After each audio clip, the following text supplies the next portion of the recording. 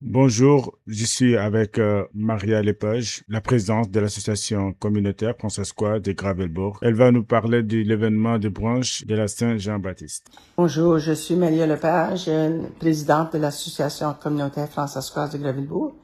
Et notre rôle principal et nos missions, c'est de servir la population francophone, de organiser des ateliers, des activités, de faire les connexions entre les francophones et puis de développer une programmation pour répondre aux besoins de nos membres et puis notre communauté.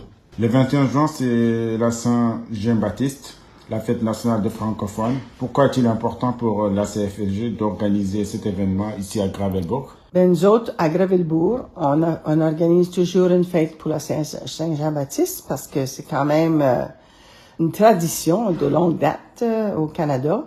Même si c'était une fête québécoise pour commencer, ça a toujours été respecté à travers du Canada. Alors, je pense que c'est important de signaler que nous avions un saint qui était dédié à répondre à nos besoins en tant que francophones. On a travaillé fort pour tous ces demandes-là, pour l'avancement des communautés francophones. Alors, c'est pour ça. Puis c'est un temps pour célébrer puis de se rencontrer en tant que francophone puis de jouir de nos amis, de notre famille en français.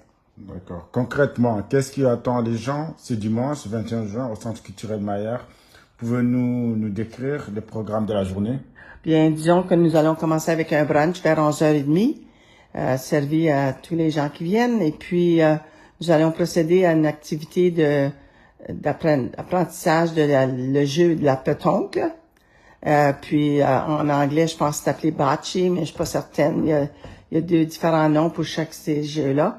Alors, nous aurons un instructeur qualifié qui va nous montrer comment jouer à la pétanque sur le gazon dans la cour du Centre culturel Maillard. Donc, après les branches de 11h30, un jeu de pétanque est prévu à 13h30. Oui. C'est une activité qui rassemble toutes les générations. Est-ce que c'est justement l'esprit que vous voulez donner à cet événement?